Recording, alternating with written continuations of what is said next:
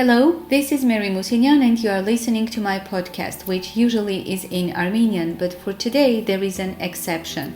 Today I will be interviewing in English as my guest feels more comfortable expressing her thoughts around professional issues in English. I have a very special guest today, a stunning personality with equally spectacular and deeply tender voice, who happens to be one of the leading sopranos of our times. Here she is, Lebanese-born Canadian-Armenian-American soprano Isabel Bayrakdarian. Before starting my conversation via Zoom with Isabel, let me present a very brief vision of her beautiful journey into the cultural world.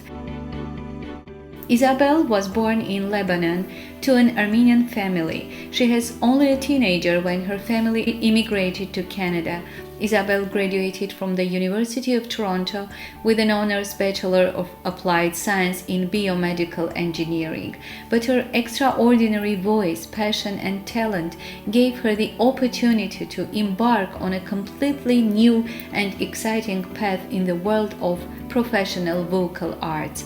Following her calling for opera, she enabled thousands of people to discover the beauty of vocal music, who gave her warm applause in big and small stages around the world.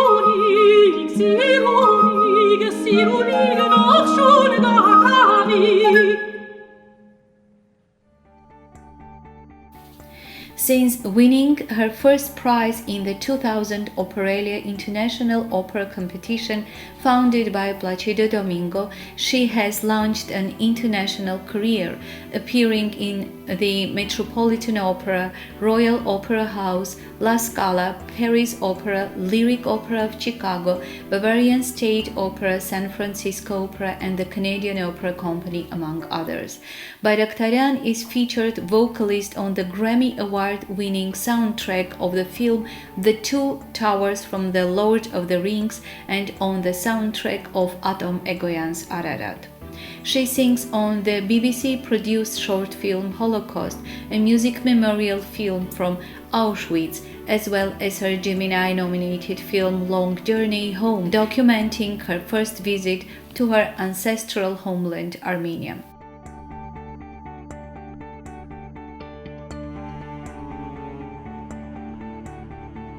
Isabel is the recipient of many awards, including Queen Elizabeth II Golden Jubilee and the Diamond Jubilee medals, Canada Council's Virginia Parker Prize, and the Republic of Armenia's Komitas Medal. She was awarded the Movses Khorenatsi Medal, which is the highest cultural award given by the Republic of Armenia. Bayrakdarian is the winner of the consecutive Juno Awards for the Best Classical Album. She holds an honorary doctorate from Canada's Wilfrid Laurier University and an honorary fellowship from the Royal Conservatory of Music. Currently, Dr. Bayrakdarian is a professor of voice, director of opera theater, and head of voice in the music department of the University of California, Santa Barbara. Recently, she recorded her new album, Armenian Songs for Children, which was released in 2021 by AVIE Records and received critical acclaim. This album holds the priceless treasures of Armenian cultural heritage, which Isabel Bayrakdarian presents in such a beautiful way.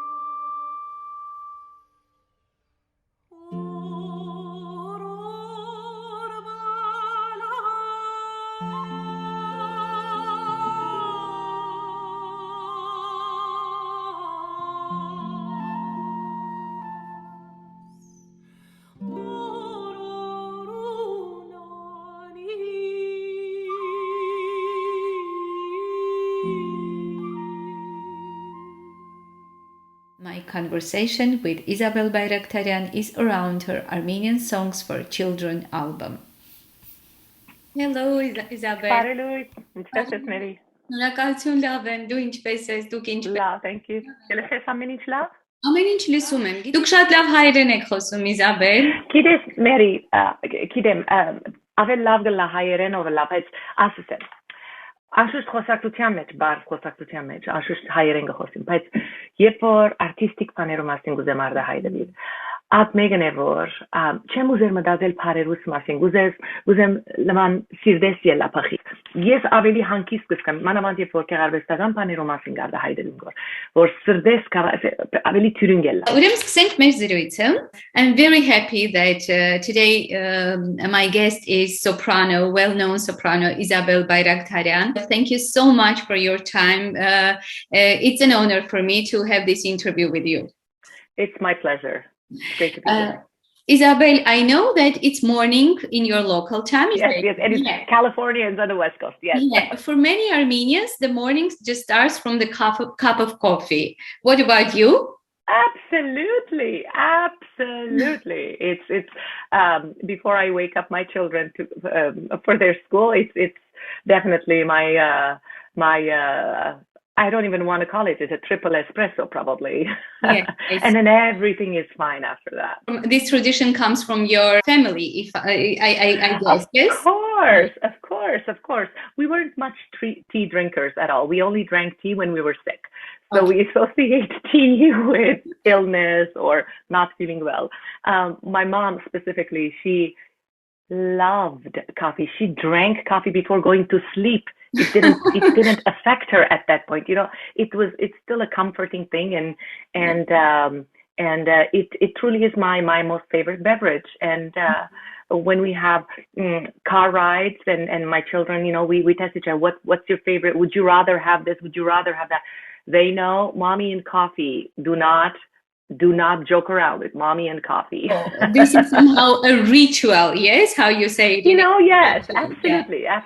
Of course, it's not the Armenian coffee that I grew up smelling throughout the day, brewing, you know, with cardamom on the actual open fire.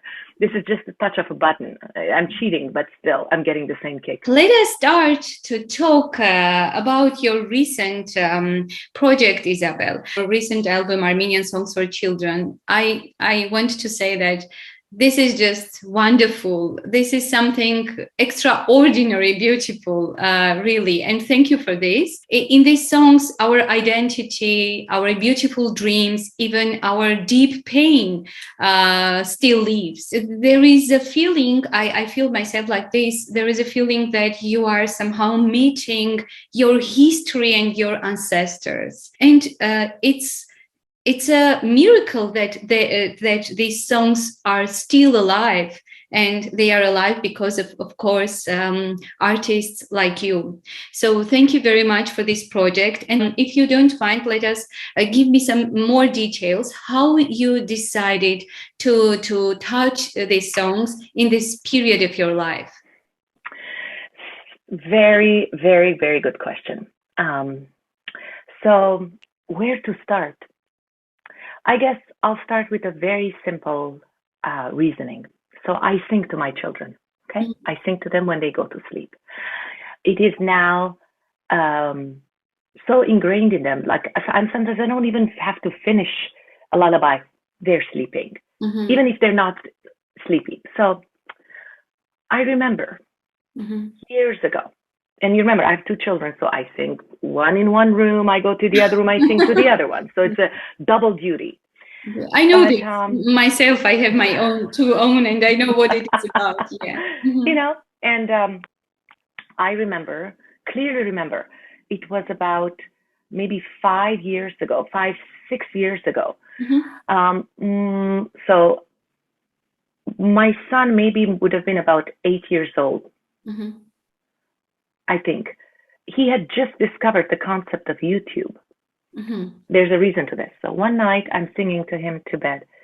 He loved it. He said, "Mommy, I love it. Why don't you put it on YouTube so that other children can go to sleep?" Because he was comforted by it. And I said, "Look at this. It's so generous of his heart to want this comfort to come to other kids as well." And then I looked around and I said, this boy is correct, because there isn't really something of Armenian descent, of Armenian content in the sung in the true classical sense, in the true essence, not made into a pop, not played with electroacoustic music, but actually played with real instruments, truth coming from voice, truth coming from instruments, and truth that is, of course, interpreted by us, but owing to the past. So there is no recording. I didn't find any recording to play for my children, so I sang to them. But you know, I come from a big family, and I have a lot of nephews and nieces. They didn't have this. They were going to sleep without this treasure. So that's how it truly started. And also this forward thinking of, my children are hopefully going to be singing to their children, but will they hear the kind of, because, you know, my background, I come from Lebanon. We were very much connected, an Armenian enclave, right? Yeah. Exactly. And we grew up with all Armenian school, Armenian church, Armenian Sunday school. They don't have it here. Yeah. So what am I doing in addition to raising them? How am I taking care of them for their future and their children and my grandchildren? Of course, I'm already thinking of grandchildren. Of course, you will sing also for your grandchildren. Forgive me for that. However, so this is how it started, and then, of course, the timing has to be right. The timing has to be right. And then I started collecting what I grew up with. That was my number one thing. I grew up with two composers. One was Gomidas, and one was Կանաչյան. And I know for sure Բարսեղ Կանաչյան's music had a lot of children's song in it, because we sang them in our elementary school in Lebanon. Gomidas, I did not know growing up that he had also collected and written children music. We always associate him with heaviness. Heaviness. We put on his shoulders the entire pain, hope. Unfortunately, he's the only one we put on his shoulders to carry that weight, that heaviness of the entire nation. And that's why we relate to him so much, because to us, he's carrying it. If he can do it, we can. Or look how much he did to preserve who we are, our identity, which is culture.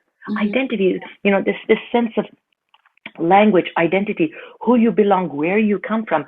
We put all this responsibility on him. Therefore, I grew up thinking only of his more dramatic songs. So imagine my surprise when I was leaving through, of course, with volume 5, volume 6 of his anthology. I grew up with only having volume 1 in my house, which is the piano vocal repertoire, which only has probably one song in it that's live, which is Gakavi Yerka, Gakavik. Or also Diternak.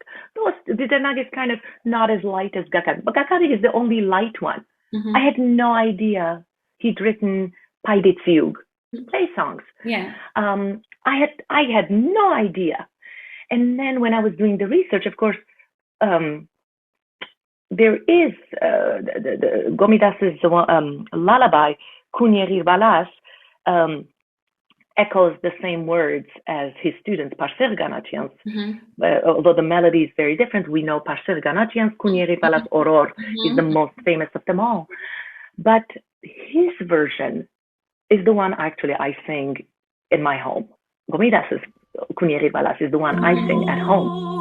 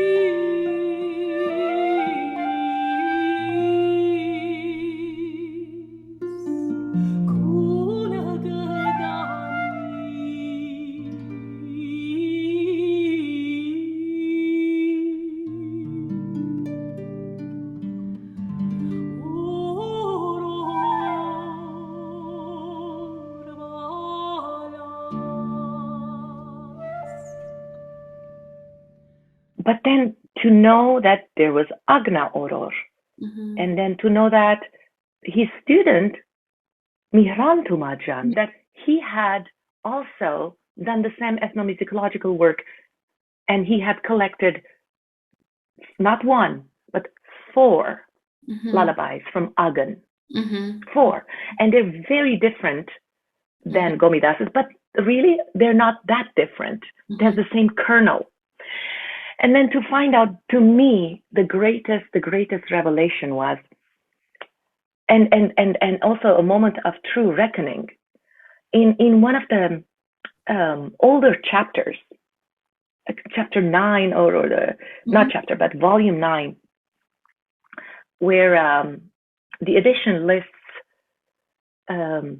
fragments of Gomidas's writings, and I discovered that he had collected these 4 bars of, or he hadn't harmonized it. It was just a melody. I heard mothers singing all of a sudden. There were 4 fragments, and when I just tried them out, I'm like, yeah, this is something I would sing to my child too. Very unadorned. But as I said, they're fragments.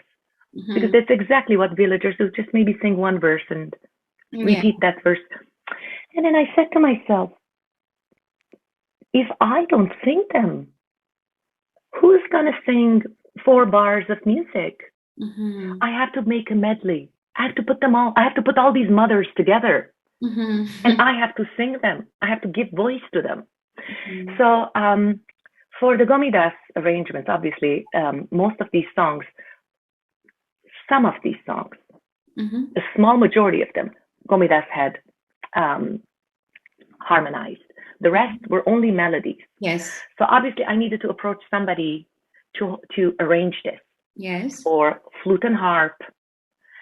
And there was no question in my mind that I would go to Artur Avanesov for this. No question. Yeah. No question. Hands down. He's a true artist with such a respect, deep reverence to, well, all music. He's a fantastic musician, but he understood it's not about us, it's about the composer. We're conduits. We are just working with, it's like working with God has given. You didn't create it, He didn't create it, but you're doing something with it, you know? And the way they're like little treasures, and he was able to breathe life into these 5-6 lullaby fragments, which is track number 2 in the list. I put it right. And we, of course, we matched the keys so that it's all the same key throughout it all to have a continuity. We created this beautiful medley. To me, that's actually one of the most poignant tracks on the entire CD. I know every track has its special uniqueness, but that one I feel it would not have existed. It would not have seen life. It would have been still on a dusty shelf somewhere, condemned to be silenced again for another 80 years if it hadn't been brought out to be performed. And by the same token, to find that he has actually collected quite a lot of funny, hilarious children's songs. And to put that in a medley, but because again, those were also small, short. You cannot record a track that's 20 seconds long. Yeah. You can't. And just because it's 20 seconds doesn't mean it's devalued, doesn't mean it doesn't have value to it. But the creative way of presenting it was to put many songs together and create it like a storyline. Without, of course, with interesting interludes that were written by Artur, the interludes. But the songs themselves were 100% Komidas's kernel. Pure Komidas, pure songs. Yeah. So, by the way, my research has produced an immense amount of repertoire. I will preface this by saying this is part 1. The recording that I published, it's actually part 1. There's another part 2 coming. What it is? Pardon me? And what it is about? It's the same. It's a continuation of this, but it's going to be with different arrangements, with the different, it's going to be the same composers, but it's going to be with different arrangements. So not flute, harp, voice. It's going to have more elements to it. I can't elaborate yet. Maybe we'll do another podcast. I can talk more about it because it's still in the making. This is the one.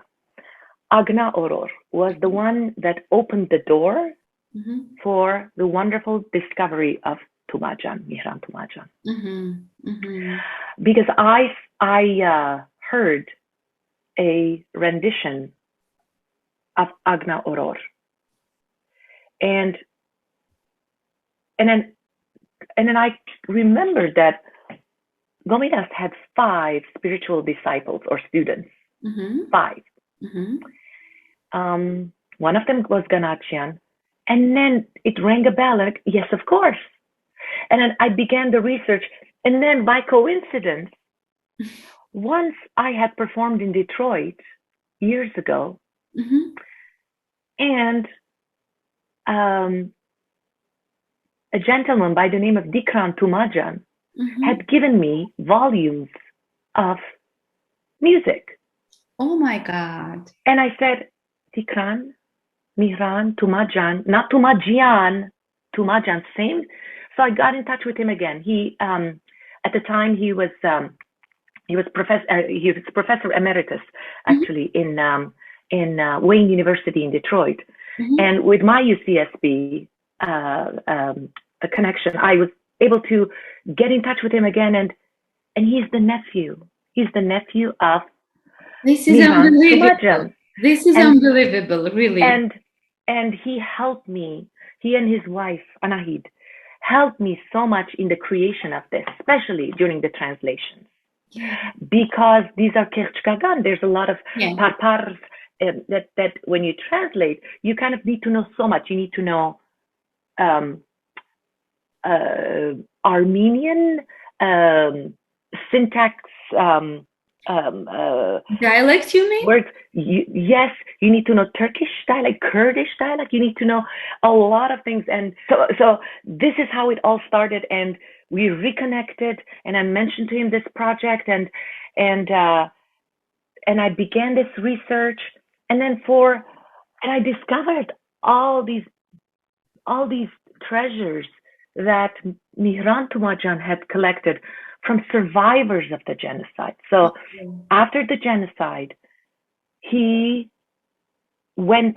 came to the United States, in New York, even went to the West Coast. He interviewed, just like through ethnomusicologists, even before the term existed, he interviewed. So he had live, the oral history passed on, and he notated them. So I have these in volumes, the melodies that, and the beautiful thing is that he also kept a very, very detailed log. Who sang it, what village they came from. He did a wonderful documentary work, yes, a huge documentary work, and a treasure, yeah.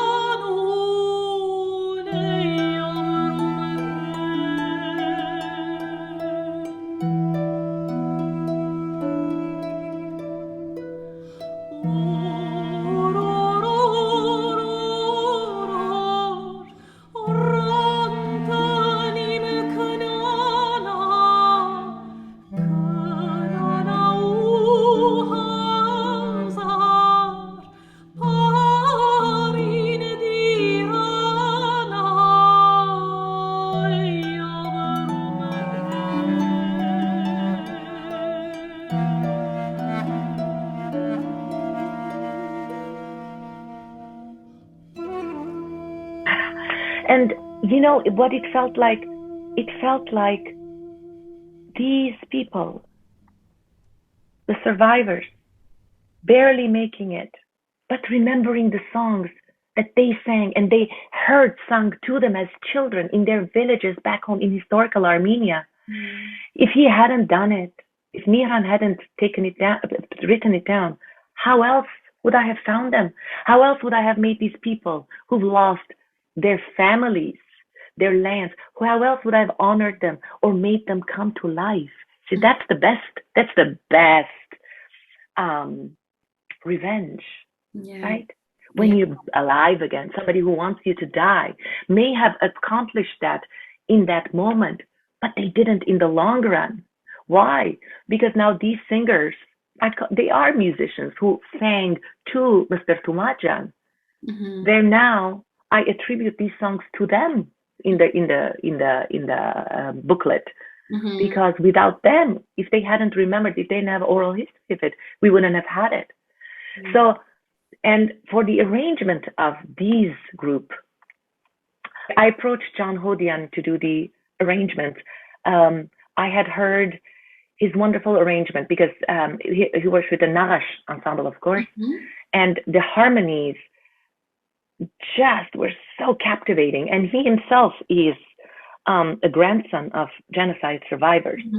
So I wanted this project to come from the Thumajyan group, the historical Armenia portion of it, to come from the spirit, the soul of somebody who had also witnessed it in their past.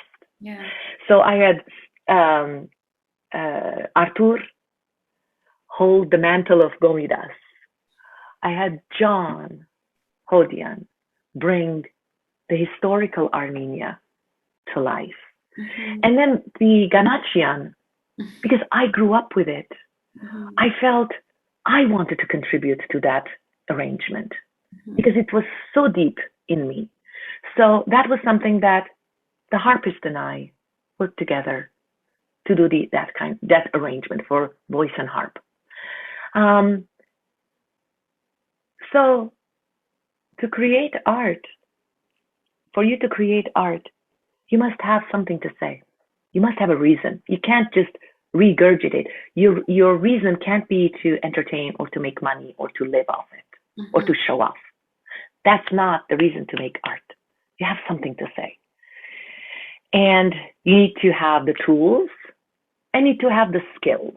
Okay, these three things, really simple, huh? Yes, I do have the voice. Yes, I do have the training, but this one is a mission. It's not this project was not yet another CD, yet another recording. You know, I was named after my great-grandmother, not grandmother, great-grandmother, Isabel Bayrakdarian. She was born in Adana. She witnessed the massacre of her husband, her father, and all her brothers. She was educated. She came from a well-off, well-known family in Adana. She, along with her two toddler daughters and infant son, had to do had to do the march. Were part of the big Barakrutyum. During the long march from Adana all the way down to Syria, the infant boy dies. My grandmother, Meri, and my grandmother's sister, Eugenie, they survived. And when I was very young, I used to talk to my grandmother. My grandmother used to say, we didn't feel anything. We used to have fun. Oh my gosh, we're sleeping under the stars. So obviously the great grandmother did her best to shield, make it as passable as possible as I know. And then Syria, Latakia, Syria, and then my mother was born in Tripoli, Lebanon. So some of these songs and histories passed. The history, the stories passed. And in many ways, being named Isabel played a big role in my feeling that there is a duty. I'm sure that my parents didn't mean it. They were just honoring this matriarch without whom none of us would have existed. But in many ways, I feel I have to say things she wasn't able to say. We're not the same Isabel, but we have the same resonance of the word. That's a name, who we're called. And often I've had to process myself a lot of heaviness, darkness, and trauma. I didn't personally experience, but it was passed down to me. So this project was a healing process for me, as much as it's a healing process for the listener who may be shocked to hear, I remember something like this was sung. That's an awakening. Truly, that's an awakening of the soul, because our souls are ancient. Our souls are ancient. It's not just now, here, this existent. We carry memories of previous.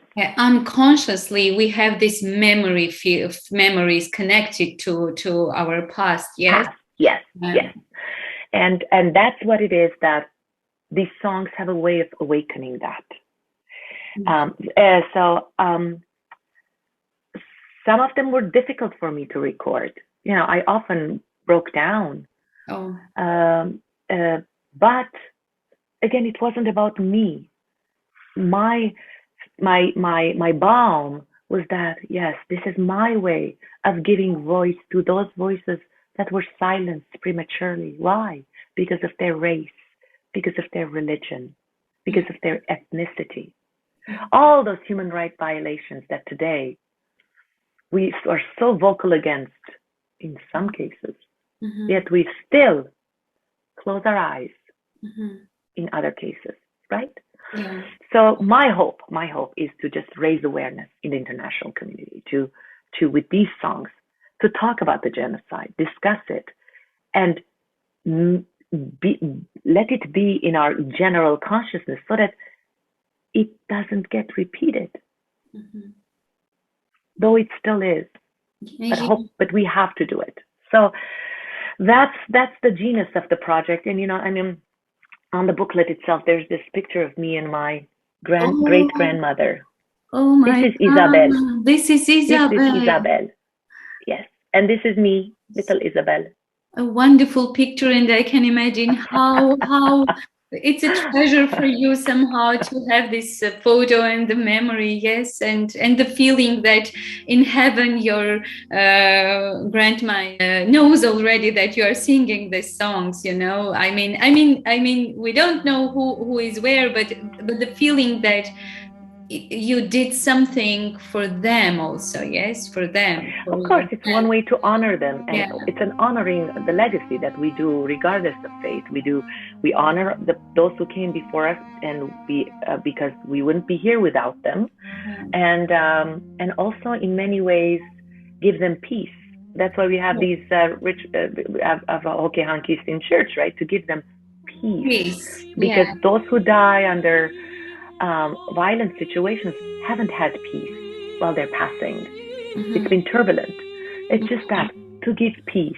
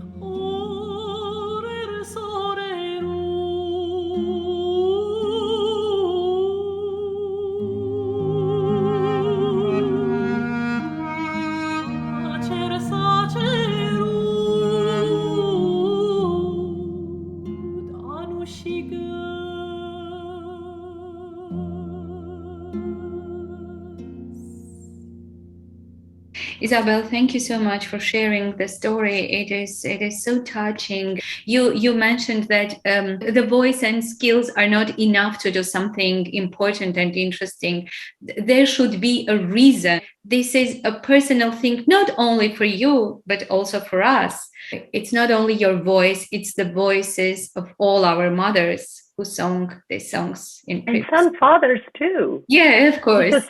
Because you know, it was in the Miհրան Թումաջյանի anthology. Some of the singers were male, so they were the ones who were singing. You know, that these, and they'd heard their mothers sing it to them, or their fathers sing, or they themselves were singing now to their children. Yeah, That's the interesting thing, you know? Yeah. Of course, it's a very minority, but let's not forget them as well. Yes, sure. And it's very interesting thing that you told me about your son when he spoke to you about the YouTube, why you are not putting it on YouTube. Can I ask, is there a special song they like most of all in your repertoire in this from this album? So my children, of course, grew up hearing, let's see, I'm looking at it, the absolutely. Kunierit Balas by Gomidas was the one, because it's not well known, you see, and it's also interesting harmonically. It's not as melodically predictable as Կանաչյան. So, of course, being a musician, I have to feed my children something complex and complicated, right? That's what artists tend to do to their children. So, so the Gomidas' Kunierit is number one. Like, I have a list. Number one, number two comes the Կանաչյան's Kunierit, and then if they're still not sleeping, I sing them a Hairmer. That's a blessing. They're off. They're gone. But my daughter, I remember, before this CD came out, so she was at the time she was 7 years old when I recorded this. As we were recording this, I started testing this on her. At night, I said, "Leah, I'm going to be singing to you something different today." And I remember singing to her "Orim Orim." By it's the song from Putania, the Putaniai Oror, that Thumajyan had collected. She immediately went to sleep, but before she did, she turned around with her thumbs and she did this to me. She gave me the thumbs up, and it just before, because she wanted to tell me how much she loved it, but she was already falling asleep. So lovely. So she gives. I will never forget that. It was so honest. It was this from 7-year-old. Give me the thumbs up in the middle of the night, saying, "Mommy, this is great." And to this day, she loves when I sing her the unusual, in this case the unknown, the Thumajyan lullabies. You know, it's interesting because there's also a collection on this CD that's not by either Gomidas or Կանաչյան or Thumajyan. It's more folk origin. Yes. And in it I put Arim Sohag. And of course it's meant to sing for a mother to a son. But you know, when I sing it to her, I change it to a girl, a daughter. Why can't my daughter be a fedai? You know, why can't she be the one to lead an army? So I sing that to her, and I change the names. You know, when I sing in Kunierit Balas, the Կանաչյան version, of course.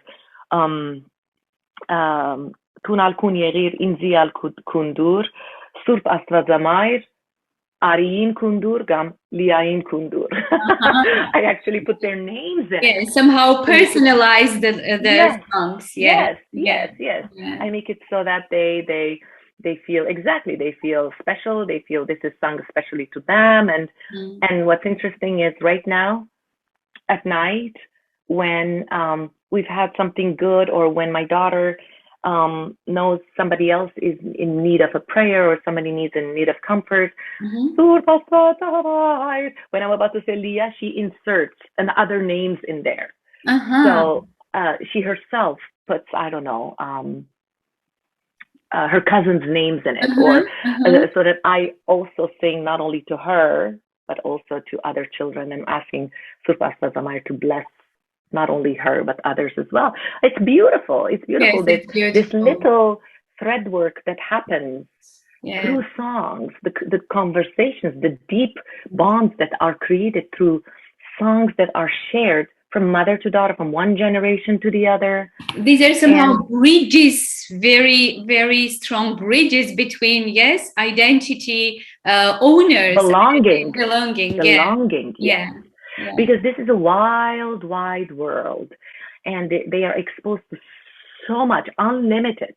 Mm-hmm. So if you don't know who you are, you can so easily get confused and get lost in everything. I'm saying this.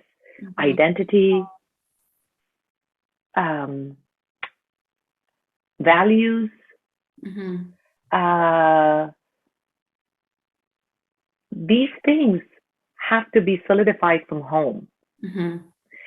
Mm-hmm. So that those become the filters with which the outside information is coming in, mm-hmm. and they're able to make judgments as to the choices in their life that they're taking. Mm-hmm. Isabel, I had a question for you about the identity, of course, and I would like to, though you answered already somehow, but I would like to add more, something more in this question. You are a very well-known person in the opera field, in the cultural field of world. Why it is important? I would like you to explain me and all others why the well-known opera singer who has this fame, who has this stage, and you are speaking about identity, why it is so important? So the reason why some operas last for 200, 300 years, and they're repeatedly performed, it's not only because the music is great, it's because who is interpreting it. Mm-hmm. The word is interpreting it, mm-hmm. not singing it, interpreting it. Mm-hmm. Every person who makes a difference or who touches the heart mm-hmm. has to be doing something from their own heart. So you see, to touch another heart, it has to come from your heart. Yeah. If it comes from a place of ego, from a place of hear me sing, aren't I great, aren't I wonderful, mm-hmm. it shocks and awes, mm-hmm. but it doesn't touch the heart. And ultimately, we all want to be moved. It's shocking and awing and impressing is mental, mm-hmm. on the mental level, mm-hmm. and it expires so quickly, the attention span. Yeah. Heart is endless. So, which brings me to the second way to explain this. Mm-hmm. People are living ordinary lives every day. Mundane things, we have to do this, we have to do that. So we are in the physical world, we are in the mental world. Our souls are dying for nourishment, right? Mm-hmm. For the spiritual existence, for the existence with the heart. That's why we go to artistic events and concerts, mm-hmm. to forget the mundane and for us to remember that we are spiritual beings. Yeah. Okay. And the only way our spirits get this release mm-hmm. is when we recognize another spirit that's mm-hmm. released. It's like we touch each other. Mm-hmm. And the only way an artist can be can do that is by being honest. Mm-hmm. Honest. Honesty means no artifice. Honesty means singing with who you are, mm-hmm. which brings me to identity. Yeah, I see. If you aren't so in your own, so solid, and so willing to share that, but you have to know it to give it, mm-hmm. or else it's fake. Mm-hmm. If you're not willing to share your identity with them, mm-hmm. you haven't moved them. Those 2 hours are wasted. You haven't lifted anybody. You have not lifted anybody. This is our role on stage, right? Mm-hmm. To lift you from the mundane physical experience mm-hmm. and remind you, you are great. You are part of God. You're angel. There's like spirit inside you that has no time. It's a timeless being inside you. Yeah. For 2 hours, we have that opportunity to do that by first showing you who we are, mm-hmm. our identity. And therefore, Why do my audiences like hearing me do it? Because I give them who I am. And I'm honest. So much so that when I sing other repertoire, this honesty is so important for me because I'm identity. I'm not just Armenian. I'm so many things, right? The important thing is to give that honesty to your audience. And honesty, for example, when singing Mozart, is realizing you're only a conduit. You're a conduit. You're not it. The music, the spark was created by the genius. He was the one who wrote the music, not you. Not you, yeah. He was the one who was moved. Yeah. Your job is to bring that in, have it go through your heart, and then come out with as honestly as possible how you feel, the emotions, how they affect you, and how that colors your voice and bring that out, coupled with, of course, solid technique and skill. Yeah. So that's why, of course, this is not a mass appeal project. It's not the CD of operatic arias that everybody, all cultures can listen to. But this is a personal project that is meant to touch those who need touching.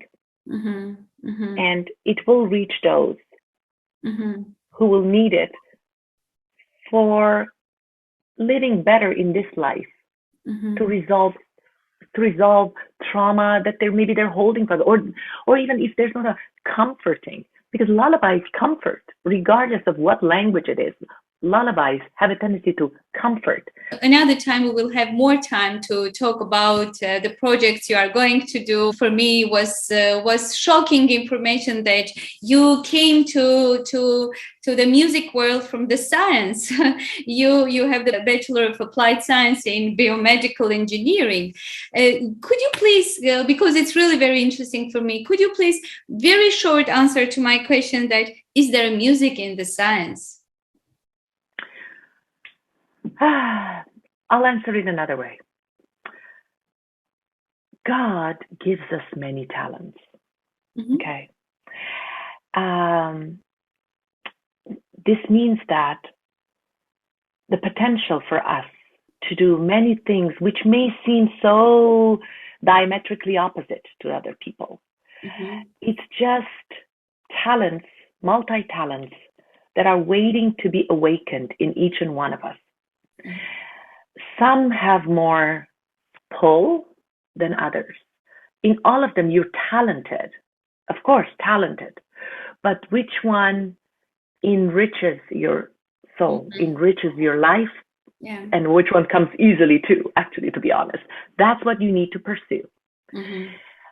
So science does not have to be, we shouldn't have to compare it to the arts science,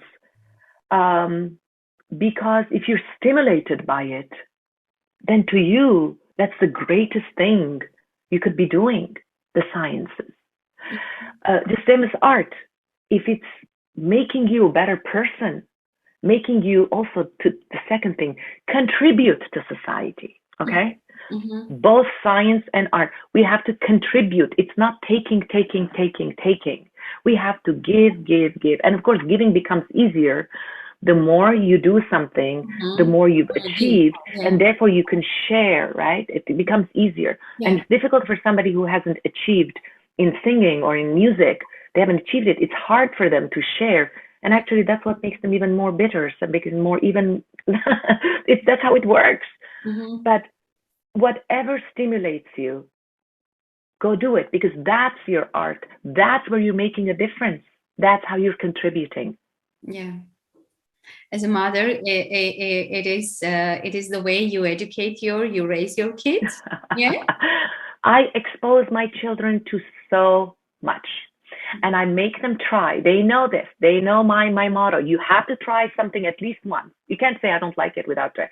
You have to do it. You have to give it. And if you don't like it, respect, because they have to live with the consequences of their choices. We all do. But we need to expose them. So because how can you know that you're a good runner if you haven't been given good pair of shoes to run with and a big track? How else? If you're sitting at home, how do you know that you're a good a runner? As simple as that, you see. So I expose them to the arts, to the sports, to academics, to all those things, and enrich them. Do my job of being what mothers are. We are caretakers. We are nurturers. We are custodians. Something precious has been given to us in order to prepare for the world. And yeah, I haven't figured it out all yet. Just still letting you know. Very good words for every mother to know about this. Isabel, please, when you have time, because there are so many questions I would like to ask you, but I know that you don't have time, and we scheduled for a 1-hour interview. Please, when you have time, when you feel that you want to share your thoughts to talk about your project, I'm always ready to do for the second part of our podcast. Okay. Of course, hopefully not just second, but it will be third, fourth, because I have many projects coming up. Oh, this is wonderful. So I will be waiting for you to letting me know when you want to do this. Okay. I'll connect with you for sure. Thank you so much for your time. It's very interesting, and have a good day. Bye, Isabel. Thanks so much, Meri. Bye-bye. Bye. Bye.